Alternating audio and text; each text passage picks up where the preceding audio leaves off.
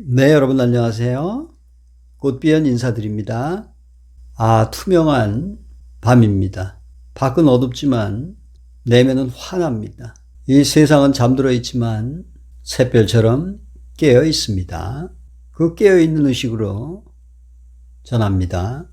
자, 우리는 모험을 별로 원치 않아요.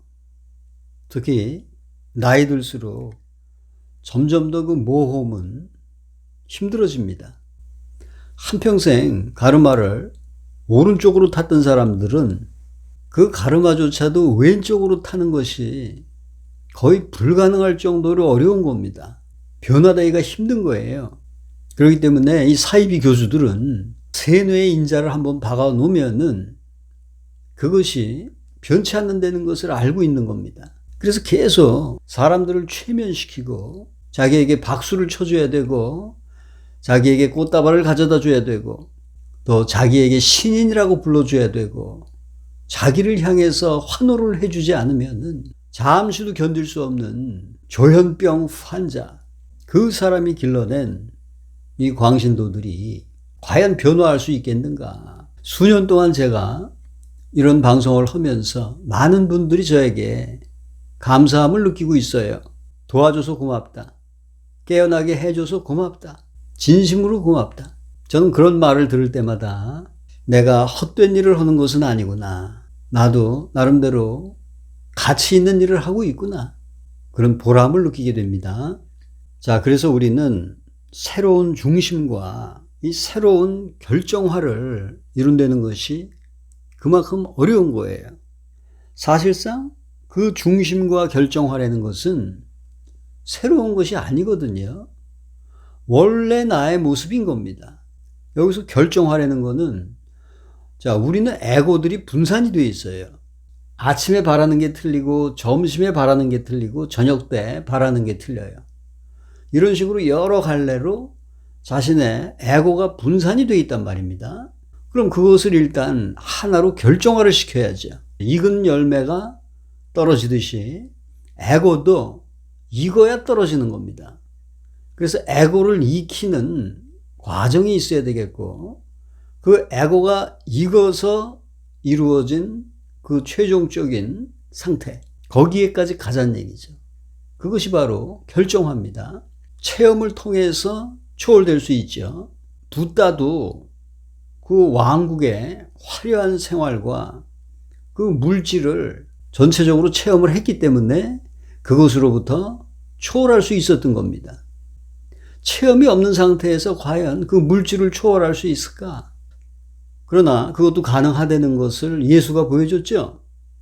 예수는 가난한 목수의 아들로 태어났어요. 그렇지만 물질을 초월합니다. 그런 면에 있어서 예수는 붓다보다 더 위대하다고 볼 수가 있겠죠. 미묘한 이 속임수를 통해서 자신을 계속 속이고 있는 거예요. 교주는 단지 내 안에 있는 그 욕망을 자극하는 거거든요. 욕망이라는 미끼를 내가 갖고 있기 때문에 낚이는 겁니다. 그러니까 결과적으로 우리는 타인에게 속는 게 아니에요. 타인은 절대로 날 속일 수 없습니다. 나를 정복할 수 있는 것도 나 자신이고, 나를 구할 수 있는 것도 나 자신이며, 나를 속일 수 있는 것도 나 자신인 겁니다. 얼마 전에 저에게 제보가 왔습니다. 과거에 자기는 궁에서 중요한 역할을 담당하는 사람이었대요. 그래서 이 팔의 힘이 점점 없어지더라는 겁니다. 팔을 많이 쓰는 그런 역할을 했던 모양이에요. 그래서 이제 그 미스터 허에게 그 사정을 얘기하고, 이거 수술을 해야 되겠습니까? 말해야 되겠습니까? 물어봤대요. 그런데 하지 말라 그랬다는 겁니다. 인대가 끊어진 상태였어요. 이 왼팔에 인대가 끊어진 상태입니다. 그럼 교주가 과연 그 인대가 끊어져 있는 걸 알았을까요? 자기의 그 가짜 치유, 그거를 강조해서 신격화하는 게 목적이란 말이에요. 하지 말라 그랬대요. 그래가지고 아픈 팔을 가지고서 몇 년 동안 고생을 한 겁니다. 한거불능 상태에 있었기 때문에 교주의 말이 진리인 줄 알고 믿었죠. 그 최근에 도저히 견딜 수 없어서 병원에 가서 인대를 잇는 수술을 했답니다. 그래서 지나간 과거를 돌이켜보면서 이 사람이 도대체 얼마나 많은 사람들에게 피해를 주어왔는지, 그리고 지금도 피해를 주고 있는지 다시 한번 기억해야 된다 그러면서 저에게 이런 제보를 해줬습니다. 복수를 빼준다고 복수 빠져라, 복수 빠져라. 그게 가능한 일입니까? 위암 환자에게 위염이라고 속이질 않나. 자, 그 사람을 탓할 것이 아니라 무지한 자신을 탓해야 되는 것입니다. 왜 교주한테 우리가 이혼을 해야 됩니까? 말아야 됩니까? 물어봅니까? 자기네들이 알아서 판단을 해야지. 그렇게 해서 갈라진 부부들이 과연 행복합니까? 어처구니 없는 일이 지금 이 순간에도 일어나고 있단 말입니다. 자, 이런 가짜 치료법, 약사법 위반입니다. 이거 당장 고소, 고발 조치 들어가야 돼요. 우리는 근본적으로 이 변형을 두려워합니다. 변형의 공포는 거의 죽음의 공포와 맞먹을 정도로 변화하는 것을 원치 않아요. 특히 나이 들면 더 합니다. 그런데 명상은 이건 깊은 죽음입니다. 그래서 나이 들어서 명상 안 되는 게 쉽지가 않은 거예요. 그래서 명상은 20대 초에 일어나야 됩니다. 에너지가 활발할 때, 그리고 이 사회에 대한 이 반항의식이 있고, 이 자유에 대한 갈망과 새로운 모험에 대한 꿈과 희망이 용솟음치는 그 활력이 있는 젊은 시절에 명상으로 뛰어들 수 있는 가능성이 열리는 겁니다. 사람들은 변화를 원치요. 정말 죽지 못해서 사니까 변화를 원한다고 합니다. 표면적으로는 변화를 원해요. 근데 옛사람이 그대로 남아있기를 원합니다. 이게 바로 속임수예요. 그래서 단지 꿈만 꾸는 거죠. 꿈을 꾸면은 자기의 옛사람은 다치지 않고 그대로 남아있을 수가 있기 때문이죠. 그러나 그러한 속임수를 통해서는 어떠한 변형도 일어나지 않겠죠. 그 열정이 있어야 되는 겁니다. 그게 없다 보니까 사람들은 계속해서 속임수와 계략들만 발전시킨 거예요. 사이비 교주들이 앞장서서 그 일을 했습니다.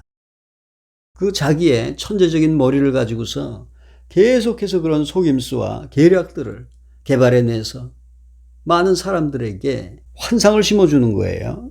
결과적으로 그들이 만들어내는 모든 계략들은 명상을 회피하는 수단입니다. 그리고 기도로 과장을 하죠. 사이비 교주들이 명상하는 건 잘 못 봤습니다. 하지만 기도는 곧잘 해요. 그들의 기도는 뭡니까? 명상을 회피하는 수단밖에 안 되는 겁니다.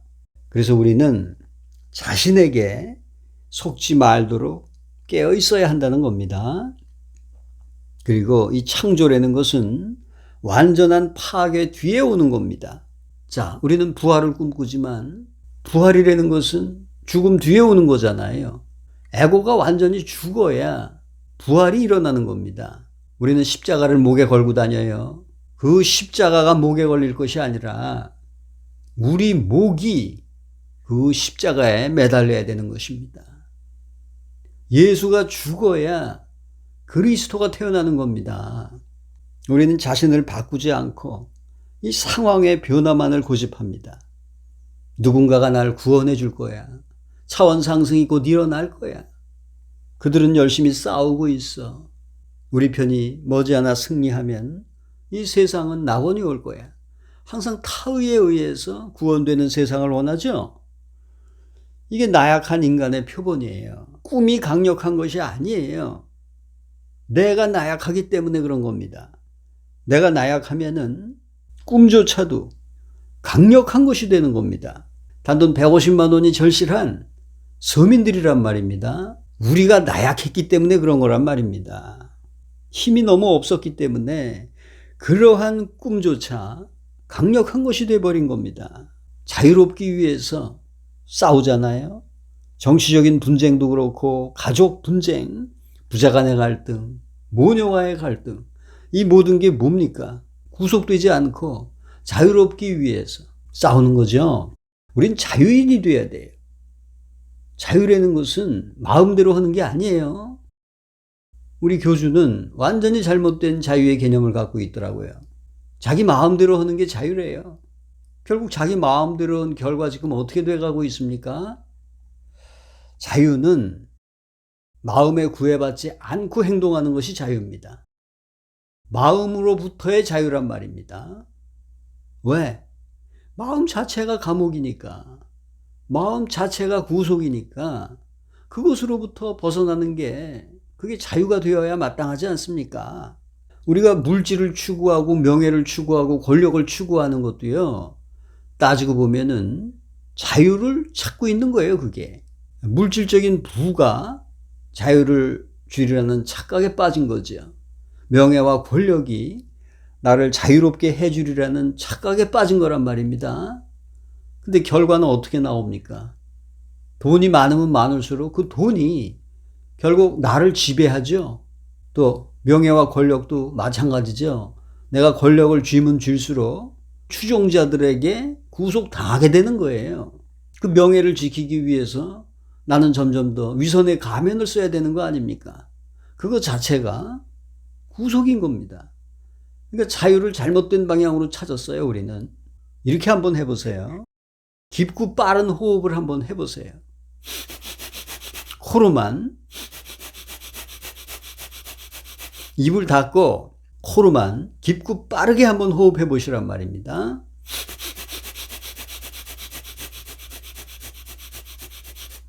할 수 있을 때까지 하다가 멈추고 또 하고 해서 자신의 허파에 신선한 산소가 가득 찰 때까지 그걸 한번 해보세요. 그 다음에 숨을 깊이 들이쉰 상태에서 그대로 한번 멈춰보세요. 아무것도 나를 지배할 수 없는 상황이 돼요. 놀랍죠? 숨을 내쉰 상태에서 멈춰도 되고요. 숨을 들이쉰 상태에서 멈춰도 됩니다. 저는 주로 숨을 들이쉰 상태에서 멈춰요. 그리고 가만히 그 숨을 참을 수 있을 때까지 참고서 가만히 지켜보라는 얘기입니다. 그럼 뭔가 신선한 전율이 이 백회에서 일어날 겁니다. 반전에 있는 에너지가 이 백회로 올라오면서 강렬한 전율로 변화하는 그러한 체험을 느낄 수 있게 될 겁니다. 호흡이 멈추게 되면은 마음이 멈추기 때문에 그런 겁니다. 호흡이 멈추면은 생각이 멈춰요. 들어오는 숨과 나가는 숨 사이의 그 간격을 인식하라. 붓다가 그 방법으로 깨달음을 얻었습니다. 아무것도 아닌 건데 그걸 얻기 위해서 40년이 걸린 거예요. 그러니까 우리는 40년을 단축할 수 있는 겁니다, 이제. 지금 당장 해보세요. 열쇠는 항상 작아요. 이러한 사소한 것이 비밀의 문을 여는 열쇠가 될 수 있는 겁니다. 이거 열심히 한번 해보세요. 우리가 어떤 사물이나 타인에게 지배당할 가능성이 근절이 돼야 비로소 자유로워질 수 있는 겁니다. 핵심적인 많은 얘기들을 그동안 했어요. 에너지가 단전에서 백회로 올라오는 그 빛샘을 우리가 상상해 보기도 하고 또 칠흑 같은 어둠 속에서 그 두려움의 모든 과정을 통과해 보기도 했습니다. 그 다음에 자신의 눈을 지그시 누르면서 그 황홀경을 체험해 보기도 했고요. 오늘은 깊고 빠른 호흡을 하면서 산소를 가득 채우고 숨을 한껏 들이켠 상태에서 멈춰보는 수행을 시도해 보고 있습니다. 이 허파에 있는 산소와 이산화탄소의 비율이 바뀌게 되면은 화학적 성분의 변화가 일어납니다. 산소가 많으면 그만큼 깨어나게 되는 거예요. 깊고 빠른 호흡을 하는 것은 바로 그 산소의 양을 급증시키기 위한 테크닉이에요, 그게. 그리고 호흡의 패턴이 바뀌면은 이 마음의 패턴이 바뀝니다. 그러면은 고정관념이 깨지는 거예요. 그래서 어떠한 관념에도 사로잡히지 않은 그 열려있는 상태 그대로 존재할 수 있을 때 거기에 비로소 자유가 있는 것입니다. 감사합니다.